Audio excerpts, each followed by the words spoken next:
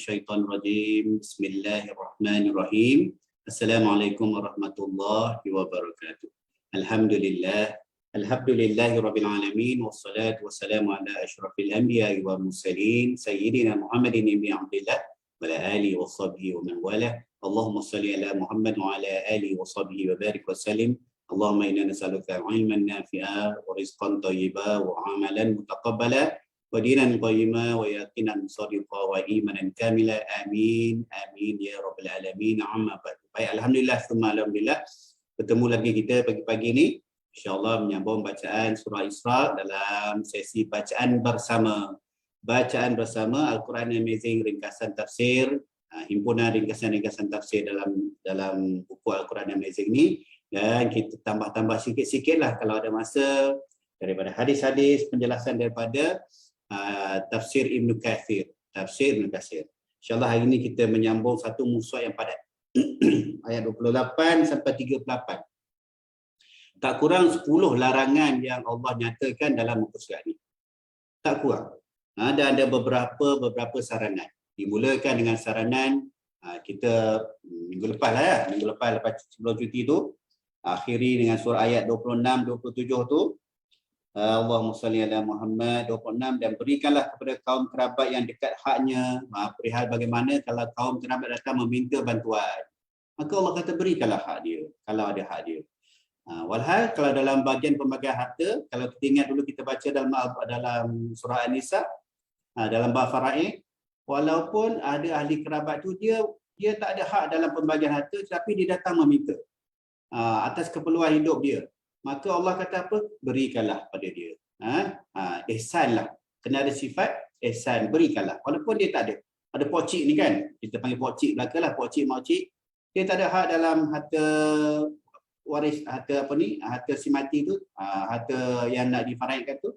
Tapi berlaku ihsanlah, berikanlah haknya. Dalam sini pula 26, 27, 28 ni mengatakan kalaulah kita tak mampu masa itu, apa kita nak buat? Dan Allah mulakan hari ini menyatakan, dan jika kamu meninggalkan mereka untuk mencari rahmat daripada Tuhanmu, maknanya kalaulah kita tak mampu, dan kita mencari rahmat Allah, maksudnya kita nak usahalah sikit, kita nak usaha sikit, cari rezeki tambah supaya kita boleh bantu. Kita nak khabar, tak boleh pakcik, tak boleh. Tak, masa kita minta maaf, kita cakap baik-baik. Hari ni saya tak mampu ya, Amar tak mampu lagi nak bagi pakcik 10,000 ni. Amar tak ada duit ni, tapi insyaAllah lah kalau ada rezeki nanti, Amar bantu. Macam tu. Kita kena bersifat ihsan. Bersifat ihsan, Allah kata apa?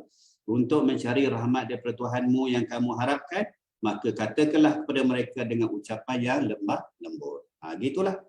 Sebab tu akhlak baginda Rasulullah SAW ialah Al-Quran. Jadi hari ini satu contoh yang baik pada satu muka surat ni padat. Jadi kalau muka surat ni sebenarnya kalau duduk dalam kelas tafsir, beberapa siri lah kita duduk ya. Tapi adalah kita hari ini membaca bersama, jadi ringkas-ringkas. Hari ini saya nampak penerbit memilih kepada penjelasan la taqrabuz zina dan juga hukum hudud berkenaan dengan orang yang dizina. Itu mudah, agak mudah ya. Nanti kita kongsi-kongsi. Tetapi banyak larangan-larangan lain. 10 larangan tak kurang kat sini ya, yang perlukan pendetilan. Kita kena belajarlah tambahan. Nak belajar kat mana? Kuliah tafsir Al-Quran. Ya. Nak cari kat mana kuliah tafsir Al-Quran? Mai join saya kat Pondok Hujung Minggu dekat Masjid Tengku Puan Afzan. Iklan untuk pagi ni. Siapa yang nak mulakan kuliah Tafaqquh Fiddin, Yayasan Faham dah mulakan semula kuliah fasa pertama. Ya, level pertama di Masjid Negeri. Masjid Negeri ni kapasiti besar, saya ingat dalam 200 orang dia boleh ambil. Jadi luangkanlah masa. Muda-muda ni ada masa sebenarnya. Cuma kita yang nak decide. Ada ke tak ada masa? Ada masa. Selagi kita tak lepas fardu ain, kata Al-Fadhil Tuan Guru Saran kita berdosa besar. Ya. Jadi kita cari. Yang kita duduk-duduk kat pejabat ni, kita cuik sikit-sikit aja. Sikit bab akidah, sikit bab tasawuf, sikit bab syariat. Sikit bab ihsan, pembersihan jiwa. Tapi kita kena cari dari luar. Bagaimana? Terpulanglah masing-masing. Ada yang boleh istiqamah online, dipersilakan. Boleh aja. Tapi syarat dia kena buat dan istiqamah. Buat dan istiqamah. Jadi insyaAllah hari ini agak berat. Saya rasa tak mampu dah setengah jam nak bincang semua. Mungkin kita ambil bahagian zina tu. ya. Tapi yang lain tu saya usik sikit-sikit je lah ya, sikit-sikit sangat ya.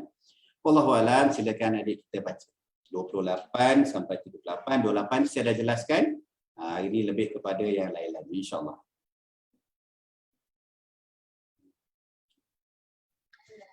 A'udzu billahi minasyaitonir rajim. Wa imma tu'ridanna anhum ibtigha'i rahmatin min rabbika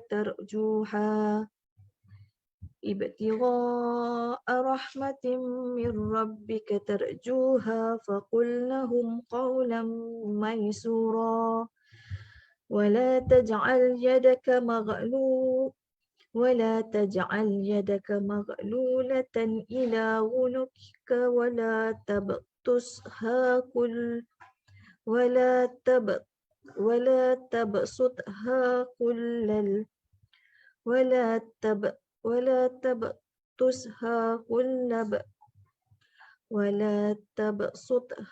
كل البسط فتقعد ملوما محسورا إن ربك يبسط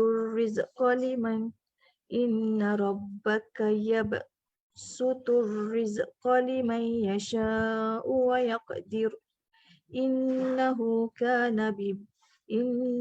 كان بعباده خبيرا بصيرا ولا تقتلوا أولادكم خشية إملاق نحن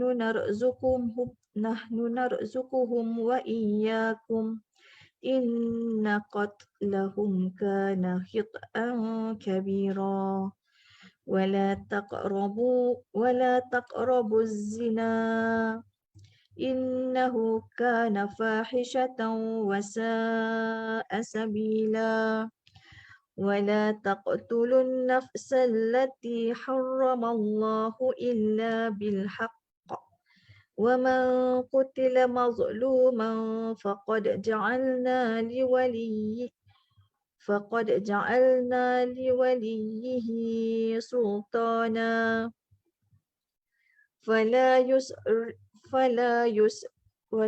يسرف في القتل إنه كان منصورا ولا تقربوا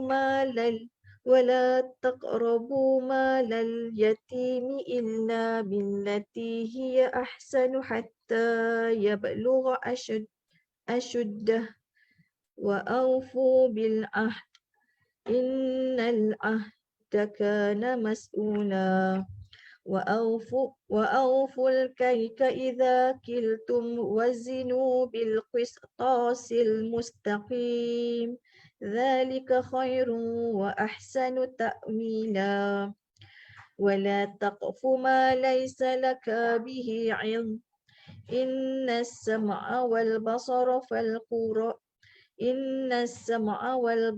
فالفؤاد كل أولئك كان عنه مسؤولا ولا تمش في الأرض مرحا إنك لن تخرق الأرض ولن تبلغ الجبال طولا كل ذلك كان سيئه عند ربك مكروها صدق الله العظيم.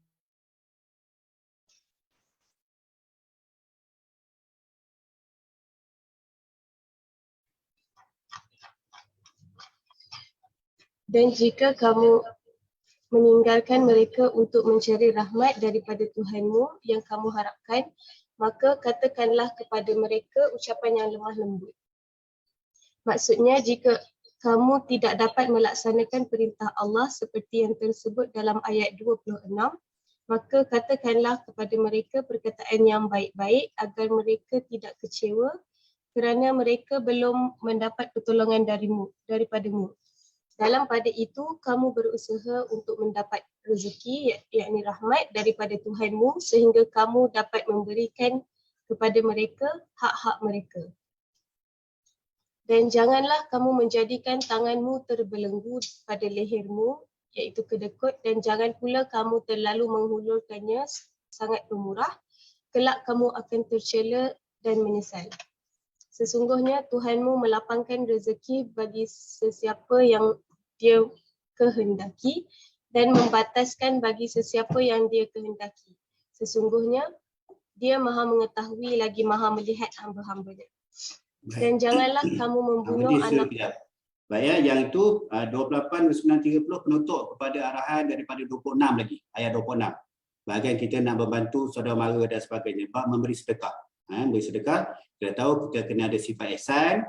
Kalau tak mampu sekalipun, jangan, kalau kita nak tolak, kita nak tolak dan kita mampu, jangan kita berkasar. Alhamdulillah kau ni asyik minta je kan, bulan lepas dah minta, takkan tak pandai-pandai nak nyimpan kan. Pandai kita jawab kan tolak cara baik. Begitu juga adab ya, orang bila dah berhutang pula dia ada adab. Kalau dia tak boleh bayar hutang, dia kena ada adab mengatakan yang dia tak boleh nak bayar hutang, tak boleh nak senyap. Tak boleh nak senyap Jangan orang yang bagi hutang pula sibuk mencari dia nak kutip hutang Jadi kalau semua dah Islam dah ajar cara nak berhutang, nak memberi hutang. Ada pula orang yang tukang bagi hutang tu afdalnya apa? Halalkan hutang tu kalau dia tak mampu. Mudah-mudah macam tu Kalau ada kawan-kawan kita yang lihat tu, kawan-kawan kita yang lihat tu, kalau kita nampak dia susah tu kita halalkan je lah. Kalau dia bayar, kalau tak kita halalkan siap-siap kalau kita dengar dia mati, kita halal. Tapi jangan tunggu dia mati dulu. Daripada awal kita niat, dia ni kalau dia benar dia susah, kita halal lah. Macam tu senang itu penutup dia 28, 29 dan 30. Tapi janganlah nak bagi-bagi pula macam tu. Janganlah kamu Allahumma salli ala Muhammad. Jangan pula kamu terlalu menghulurkan sangat pemurah, kelak kamu merasa tercela dan menyesal. Macam tu. Sedekah pada tempat yang sesuai. Dan 31 seterusnya ada 10 larangan. Silakan yang pertama. Dan janganlah kamu membunuh anak-anakmu kerana takut miskin. Kamilah yang memberi rezeki kepada mereka dan kepadamu. Sesungguhnya membunuh mereka itu merupakan suatu dosa yang besar. Baik, kita dah bincang. Berlaku tak berlaku lagi ni sekarang? Tak berlaku. Masih berlaku kan? Masih berlaku. Orang Melayu tak ada. Islam ada tak? Ada. Tapi dalam bangsa apa? Bangsa-bangsa yang daripada benua India lah. Ya. Bangladeshnya apanya kan? Sebab dia tak nak anak perempuan kan? Anak perempuan tu berat bagi dia. Perempuan tu nak kena bayar, nak kena disediakan mas kahwin. Bukan lelaki sediakan mas kahwin, perempuan kena sediakan mas kahwin. Kalau anak dia tak kahwin pula, nanti dia nampak tercela dalam kalangan masyarakat. Anak aku ni tak ada siapa nak kahwin. Dia jadi social stigma pula dah. Bila nak kahwin dengan anak perempuan, terpaksa sediakan emasnya, duit ringgitnya, kan tak mampu, susah. Jadi ada negara-negara, ada tempat-tempat yang diharamkan membunuh anak dalam kandungan. Dia ni buat apa? Dia pergi scan perut kan? Pergi scan perut, nampak perempuan, digugurkan. Jadi masih berlaku lagi ni. Masih berlaku lagi. 32. Dan janganlah kamu mendekati zina. Sesungguhnya zina itu suatu perbuatan keji dan jalan yang buruk. Ini kita belajar hudud bab zina. Hudud ni menghapuskan dosa orang yang bertaubat daripada zina. Dalam Islam, di dalam sirahnya ada 2 orang je. Yang saya jumpa lah. 2 orang je. Satu kita akan baca hari ini daripada suku Juhainah, seorang lelaki. Dia meminta disempurnakan had buat dia. Dia meminta diri dia dihududkan. Bukan orang pergi cari, pergi mengendap, pergi tangkap. Dah, dia minta. Kita akan belajar hudud bab zina, tetapi ayat ni sebenarnya syarah dia panjang lagi. Sebab ayat ni mengatakan jangan apa? Jangan berzina ke jangan apa ayat ni? Jangan mendekati zina. Kata kunci dekat situ. Allah tak kata jangan berzina. Kuat lagi, jangan mendekati zina. La taqrabu zina tu bukan berzina. Lagi kuat lagi Allah katakan jangan mendekati zina. Mukadimah zina apa? Maksiat. Mukadimah zina apa? Zina apa? Maksiat. Maksiat apa? Maksiat mata, maksiat hati. Dan hati boleh maksiat, boleh bayang kan? Boleh mendatangkan maksiat. boleh menyebabkan perbuatan berlaku. Mata duk tengok, lalas buat. Perbuatan berkepit, berdua-duaan dan sebagainya. Itu semua mendekati zina. Jadi syarah situ pun dah panjang. Kita tak syarah hari ni, tapi adik-adik semua baca bab tu supaya kita jaga diri kita supaya menjauhi perbuatan zina. Terus, Dan janganlah kamu membunuh orang yang diharamkan Allah membunuhnya, kecuali dengan sesuatu alasan yang benar.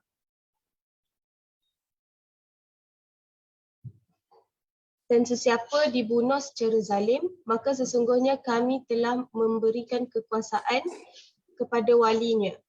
Iaitu kekuasaan di sini ialah hak ahli waris yang terbunuh atau penguasa untuk menuntut kisas atau menerima diat. Tetapi janganlah walinya itu pula melampaui batas dalam pembunuhan.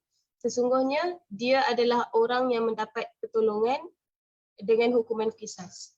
larangan seterusnya, jangan membunuh orang tanpa hak.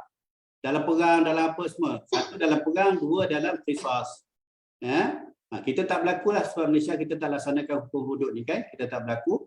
Jadi ini larangan bab membunuh. Ingat dalam Al-Quran ada tulis, kalaulah kita ni membunuh satu orang, satu je ambil satu nyawa tanpa hak, Allah kita tahu dalam Al-Quran, saya lupa ayat apa, siapa jumpa lepas ni sila maklum. Seolah-olah kita dah bunuh seluruh insan, seluruh makhluk. Bunuh satu je, dosa dia tu. Tapi kalau kita selamatkan satu nyawa, seolah-olah kita dapat pahala menyelamatkan seluruh makhluk, seluruh insan. Itulah tekanan itu. Dalam Al-Quran je ada. Dalam Quran je ada. Itu larangan membunuh tanpa hak. Terus, dan janganlah kamu menggunakan harta anak yatim kecuali dengan cara yang lebih baik, bermanfaat sehingga dia dewasa. Dan penuhilah janji kerana janji itu pasti dipertanggungjawabkan. okey, larangan tu jangan kita sewenang-wenangnya guna harta anak yatim. Tapi Allah bagi keringanan, kita boleh pakai. Kita boleh pakai untuk pakaian dia, maksudnya kita guna pakai untuk keperluan dia, makan, minum, sekolah dan sebagainya. Boleh sekadarnya sebelum kita lepaskan, sebab kalau dia kecil kita tak boleh nak serah harta pada dia, tu zalim namanya. Dia tak boleh menguruskan harta, kita yang uruskan. Tapi jangan sewenang-wenangnya ambil kesempatan atas harta anak yatim. Terus, dan sempurnakanlah sukatan apabila kamu menyukat, dan timbanglah dengan timbangan yang benar. Itulah yang lebih utama bagimu dan lebih baik akibatnya. Ini bab perniagaan lah. Adil dalam perniagaan. Dan janganlah kamu mengikuti sesuatu yang tidak kamu ketahui, kerana pendengaran, penglihatan dan hati nurani semuanya akan diminta bertanggungjawab. Ni berat ni larangan ni. Akhir zaman ni orang ikut tak ni? Ada masyarakat baru ni, nama dia? Masyarakat baru, nama dia? Netizen. Ni masyarakat ni tak ikut ni ayat Allah ni, 36 ni. Janganlah kamu mengikuti sesuatu yang tidak kamu ketahui, kerana pendengaran, penglihatan dan hati nurani semuanya akan diminta bertanggungjawab. Alhamdulillah, ya Allah, beratnya kita ni. Berat tak beratnya kita ni. Janganlah jadi orang bodoh. Semua benda kita nak forward. Semua benda kita nak forward. Tak kira lah awak grup apa. Dalam grup masjid pun lelah saya nak buang. Macam-macam. Terus, dan janganlah kamu berjalan di muka bumi ini dengan sombong, kerana sesungguhnya kamu tidak akan dapat menembus bumi dan tidak akan mampu menjulang setinggi gunung. Baik, betul. Semua itu adalah perbuatan jahat yang sangat dibenci di sisi Tuhanmu. Itu 10 larangan, lebih kurang 10 larangan. Macam saya kata, tak adil lah kalau kita kata kita nak belajar 10 larangan ni dalam masa setengah jam ni. Jadi carilah ilmu supaya kita dapat faham betul-betul 10 larangan ni. Teruskan hari ini perbincangan bab zina. Silakan. Tafsir Jalalain. Wala taqrabuz zina, dan janganlah kamu menghampiri zina. Larangan untuk melakukannya jelas lebih keras lagi. Innahu kana fahishatan, sesungguhnya zina itu adalah perbuatan yang amat buruk. Wasa'a dan seburuk-buruknya, sabila jalan adalah perbuatan zina. Wala taqtulun nafsal lati haramallahu illa bilhaq, dan janganlah kamu membunuh jiwa yang diharamkan Allah membunuhnya kecuali dengan suatu alasan yang benar. Wa man qutila mazluma faqad ja'alna liwaliyhi sultana, dan sesiapa dibunuh secara zalim, maka sesungguhnya kami telah memberikan kepada wali orang yang dibunuh itu atau kepada ahli warisnya kekuasaan terhadap orang yang membunuhnya. Tafsir Ibnu Katsir. Allah Subhanahu Wa Taala berfirman mengenai larangan hamba-Nya melakukan zina dan perbuatan-perbuatan yang menghampiri zina, iaitu perbuatan yang mengakibatkan berlakunya tindakan perzinaan, seperti dalam firman-Nya iaitu, dan janganlah kamu menghampiri zina, zina itu sungguh suatu perbuatan keji, iaitu perbuatan dosa besar dan suatu jalan yang buruk. Surah Al-Isra ayat 32, iaitu seburuk-buruk jalan dan cara. Daripada Abu Umamah, ia berkata, sesungguhnya seorang pemuda mendatangi Nabi SAW lalu berkata, wahai Rasulullah, izinkan aku untuk berzina. Orang ramai pun mendatanginya lalu melarangnya. Mereka berkata, jangan. Rasulullah SAW bersabda, mendekatlah. Ia pun mendekat lalu duduk. Kemudian Rasulullah SAW bersabda, apakah kamu menyukai berzina dengan ibumu? Pemuda itu menjawab, tidak, demi Allah, wahai Rasulullah. Semoga Allah menjadikanku sebagai penebus Tuhan. Nabi SAW bersabda, orang lain juga tidak menyukai berzina dengan ibu-ibu mereka. Apakah kamu menyukai berzina dengan puterimu? Pemuda itu menjawab, tidak, demi Allah, wahai Rasulullah. Semoga Allah menjadikanku sebagai penebusmu. Nabi SAW bersabda, orang juga tidak menyukai berzina dengan puteri-puteri mereka. Apakah kamu menyukai berzina dengan saudara perempuan ayahmu? Pemuda itu menjawab, tidak, demi Allah, wahai Rasulullah. Semoga Allah menjadikanku sebagai penebusmu. Nabi SAW bersabda, orang lain juga tidak menyukai berzina dengan saudara perempuan mereka. Apakah kamu menyukai berzina dengan saudara perempuan kepada ibumu?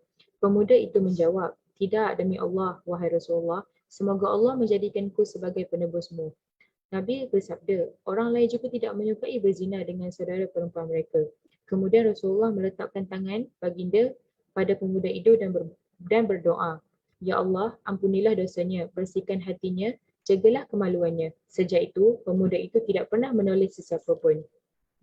Ibnu Abi Dunya berkata dengan bersumber daripada Al-Haisam bin Malik bahawa Nabi SAW bersabda, tiada dosa yang lebih besar di sisi Allah melainkan dosanya seorang yang menumpahkan spermanya pada rahim tidak halal baginya.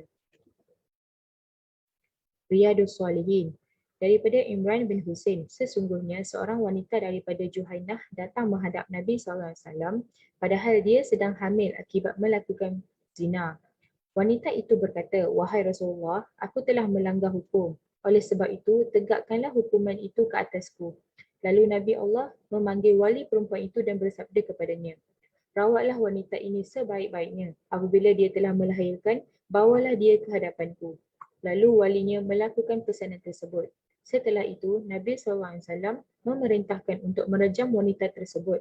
Maka pakaian wanita tersebut dirapikan agar auratnya tidak terbuka saat direjam. Setelah direjam, baginda menyembahyangkan jenazahnya. Namun hal itu menjadikan Umar bertanya kepadanya, wahai Nabi Allah, perlukah dia disembahyangkan? Bukankah dia telah berzina? Baginda menjawab, sungguh dia telah bertaubat. Kalau sekiranya taubatnya dibahagi-bahagikan kepada 70 orang penduduk Madinah, pasti taubatnya akan mencukupi mereka semua. Adakah taubat yang lebih utama daripada menyerahkan nyawa kepada Allah SAW secara ikhlas? Hadis ini memberi pengertian bahawa hukuman terhadap penzina tidak ditegakkan saat wanita itu hamil hingga dia melahirkan. Hadis Nabawi. Daripada Ubadah bin Samit, dia berkata, Rasulullah SAW bersabda, ikutilah semua ajaranku. Sungguh Allah telah menetapkan hukuman bagi mereka kaum wanita. Pemuda dengan gadis hukumannya adalah sebatan 100 kali dan diasingkan selama setahun. Sedangkan lelaki dan wanita yang sudah berkahwin hukumannya adalah sebat 100 kali dan direjam. Hadis Qudsi. Daripada Baz bin Hakim daripada ayahnya, daripada datuknya bahawa Nabi SAW bersabda, Allah tidak akan menerima amalan taubat seseorang yang menyekutukannya setelah keislamannya atau hingga dia memisahkan diri daripada orang-orang musyrik menuju golongan muslim. Sungguh aku tidak dapat menolongmu daripada neraka. Ketahuilah Tuhanku memanggilku dan bertanya, apakah engkau telah menyampaikannya kepada hamba-hambaku? Aku menjawab, wahai Rabbku, sungguh aku telah menyampaikannya pada mereka. Dan agar orang yang hadir di antara kamu menyampaikannya pada yang tidak hadir, lalu mulut-mulutnya akan dikunci dengan rapat. Sesungguhnya inilah yang pertama kali menerangkan berbincang. Dan baginda bersabda, sebagai perantara Muawiyah melanjutkan, Rasulullah mengisyaratkan dengan menepukkan tangannya ke atas pahanya. Lalu aku bertanya, wahai Rasulullah, apakah ini perkara daripada agama kita? Baginda menjawab, ya, ini termasuk daripada perkara agama kamu. Mana sahaja yang baik, maka itu cukup bagi kamu. Wallahu a'lam. Ya, Alhamdulillah. Dengan keterbatasan masa ni, kita bincang sikit ya. Pada pertama, hudud ni, hukum-hukum had, hukum hudud, apa-apa sajalah jenayah syariah ni, membunuh ke, mencuri ke, ingat. Bila dilaksanakan had kepada orang yang melakukan kesalahan, habis dah dosa dia. Dia bertaubat dan dilaksanakan hukum, habis dah dosa dia. Tak ada lagi dah. Berbeza dengan sekarang. Ya, orang tu membunuh, kena penjara 1000 tahun sekalipun, di hidup dia, selagi mana ahli keluarga tak mengampun dosa dia, tak lepas. Bab itulah. Bab dosa dengan Allah dah selesai. Dan bab zina, ingat zina ni antara manusia dengan manusia. Manusia dan manusia, dia reda sesama dia berzina kan. Jadi dia buat berdua je, dia tak sibuk ke orang lain. Jadi dia berdosa kepada Allah Subhanahu Wa Taala yang melarang berzina tu. Jadi kalau dia bertaubat kepada Allah, hapus dosa dia. Nak kena tak kena hudud, nanti kita bincang. Jadi pertamanya hudud ni bila dilaksanakan, kena rejam perempuan daripada suku Juhainah tu kan. Seorang lagi lelaki. Bila dia kena rejam, daripada hadis ni sahih mengatakan diampunkan dosa dia. Rasulullah semayang jenazah dia tu. Berbeza dengan sekarang. Hukum manusia takkan boleh menghapuskan dosa. Bab bunuh tu tadi kan, bab bunuh, kalau dah dikisaskan, keluarga minta kisas, bunuh juga. Tapi mulut keluarga kata, aku tak redha, aku tak ampun dosa sampai mati, tapi orang tu dibunuh, habis. Tak ada dah dosa si pembunuh tu dengan orang yang dibunuh atau keluarga yang membunuh. Ataupun keluarga minta bayar denda. Orang tu bayarlah unta 100 ekor, Ferrari 10 biji lah. Zaman sekarang, duit 1 juta lah dia bayar kan. Tapi mulut keluarga kata, walaupun aku dapat duit ni, aku tak redha, semoga dia ni kena lanat ke apa, tak ada, habis dah. Sebab keluarga terima pembayaran daripada hukum hudud tu. Begitu juga dengan zina, itu pertama. Yang kedua, baca sikit berkenaan dengan perbincangan hukum zina ni. Hukum zina ni kombinasi dua. Ada dalam Al-Quran, ada daripada hadis. Hukum bab zina ni sebahagian daripada ayat Quran yang dah dinasahkan. Hukum masih tak mansuh, tapi dah tak ada Al-Quran. Dulu ada, sekarang dah ditakdirkan. Ada sebab, kena baca bab itulah ya. Jadi hukum zina ni daripada Al-Quran, ada bab sebatan tu, ada dalam Al-Quran. Kemudian bab rejam tu daripada hadis baginda Rasulullah sallallahu alaihi wasallam. Itu dua. Ketiga, kita tahu dah perbuatan daripada zaman para sahabat dengan Rasulullah memang tak mencari orang zina ni. Yang dikenakan hukum hudud pada zina ni, orang yang datang memohon had tu dilaksanakan kepada dia. Dijalankan kepada dia. Jadi sekarang ni tak adalah dah. Tak adalah. Saya tak tahulah kalau dalam Islam ni, kalau tengok ada tribe tertentu di Pakistan, ulu-ulu kan, India, dia Islam tapi dia melaksanakan hukum dia sendiri. Dia ala-ala hukum hudud juga, tapi macam-macam lah. Jadi tak semestinya itu hukum hudud yang syariat. Pelik-pelik ni orang ni, nama Islam lah, nama Islam, tapi dia lebih kepada tribal law. Tribal law, hukum-hukum kaum dia sendiri. Yang ada landasan sikit sebanyak macam Islam, tapi tak semestinya mengikut syariat Islam yang sebenar. Itu bab itulah bab zina. Kemudian kalau orang tu dah bertaubat, pasangan dia dah bertaubat, jadi nak buat apa? Dua pandangan ulama. Satu ulama kata masih lagi kena hukum hudud, satu lagi tak payah. Dia dah bertaubat, selesai. Selagi mana dia tidak diadili. Maksud dia tak dibawa kepada hakim. Tak dibawa kepada hakim. Dia mengadu je. Ada sahabat mengadu kepada Sayyidina Umar, aku buat dosa begini. Bagaimana? Saudara Umar marah dia. Taubat je kepada Allah, tak payah nak cerita pada orang lain. Itu bab hukum, bab dosa-dosa tertentu kan. Marah dia Sayyidina Umar. Dia diam sudah, tak payah beritahu orang. Begitu. Ada juga orang datang jumpa Sayyidina Umar, ya Umar, aku ni, anak aku ni dulu banyak dosa begini. Sekarang ni dia dah bertaubat, dah baik, dah soleh, dah solehah. Saya lupa anak lelaki kan, anak perempuan nak dikahwinkan. Rasanya anak perempuan nak dikahwinkan. Bagaimana Umar? Nak aku cerita kepada keluarga bakal menantu ni ataupun bekal suami dia ni macam mana anak aku ni dulu. Sayyidina Umar marah dia. Buat apa nak beritahu benda yang dah selesai? Anak kau dah bertaubat, anak kau dah jadi orang baik kan? Begitu Jadi zina pun sama. Ada satu pandangan ulama selagi mana tak dibawa kepada muka pengadilan, kalau pasangan ni ataupun orang tu dah bertaubat, selesai. Selesai. Tak payah nak rejam ke, tak payah nak sebat 100 kali Wallahu a'lam Tambah-tambahlah sikit pembacaan masing-masing berkenaan dengan hudud. Walaupun hudud ni kita tak nampaklah berlaku kat kita, tapi belajarlah sikit-sikit Nampaklah kebesaran Allah pada hukum hudud yang sangat dimanipulasikan pada orang-orang yang tak suka Islam ni. Orang tak suka Islam, dia kata hukum hudud Allah ni kejam. Jadi kita kena faham. Takut kita pun rasa kejamnya, kena kejam sama mati kesian. Pada zaman-zaman sekarang takkan nak kejam. Kejam tu macam mana? Balik batu tu. Kenapa tak pancung? Kita kena belajar Jadi kita faham kenapa Allah turunkan hukum ni. Sebab berat. Islam ni sangat menjaga nasab. Nasab tu penting, jadi salah satu deterrent ialah melarang zina. Sebab tu ayat dia la taqrabu zina. Bukan jangan berzina, jangan dekati zina. Wallahu a'lam Saya ulang balik, tak cukup.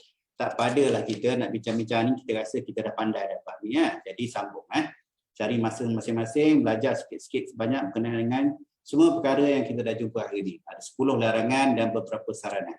Saranan bermula daripada ayat 26 lagi dah, bagaimana akhlak kita dalam nak memberi sedekah dan menolak sedekah ataupun tak mampu nak bagi sedekah. Hari ni ada 10 larangan. Besok kita jumpa Allah berkata kepada Nabi Muhammad SAW, itulah sebagai hikmah yang diwahyukan Tuhan kepadamu, wahai Muhammad. Dan janganlah kamu mengada-ngadakan Tuhan yang lain selain Allah dan seterusnya. Allah beritahu, itulah dia 10 larangan tu. Kenapa? Dan ditekankan jangan nak mempersekutukan Allah. Wallahu a'lam. Semoga perbincangan kita sikit-sikit ni pertama ambil manfaat. Kita mendapat manfaat daripada sedikit sebanyak ilmu yang kita bincangkan. Kedua, segala apa yang Allah nyatakan kita kena faham, kita kena akur dan kita cubalah sampaikan Cuba sampaikan khususnya kepada orang dalam tanggungan kita. Semua kita adalah pemimpin, maka kita akan dipertanggungjawabkan kepada di atas kepimpinan kita. Setiap kita ni. Bukan Muhammad Asri je memimpin, bukan Ammar je memimpin. Semua kita pemimpin pada level yang tertentu. Jadi bersedialah untuk kita dipertanggungjawabkan atas kepimpinan kita. Dalam bab ni kita kena faham, akur dan sampaikan insya-Allah. Wallahu a'lam. Na'udzubillahi minasyaitonir rajim. Allahumma faqihna fid din. Allahumma faqihna fid din wa 'allimna ta'wil wa ihdinas siratal mustaqim. Siratal ladzina an'amta 'alaihim minan nabiyyin was-siddiqin wasyuhada'i was-shalihin wa hasuna ulaika rafiqa ya arhamar rahimin walhamdulillahi rabbil alamin. Insyaallah sihat tubuh badan kita, panjang umur. Kita jumpa lagi pagi besok dengan sambungan ayat 39 dan seterusnya insya-Allah. Subhanakallah wa bihamdika asyhadu an la ilaha illa anta astaghfiruka wa atubu ilaik. Wabillahi taufiq wal hidayah. Assalamualaikum warahmatullahi wabarakatuh.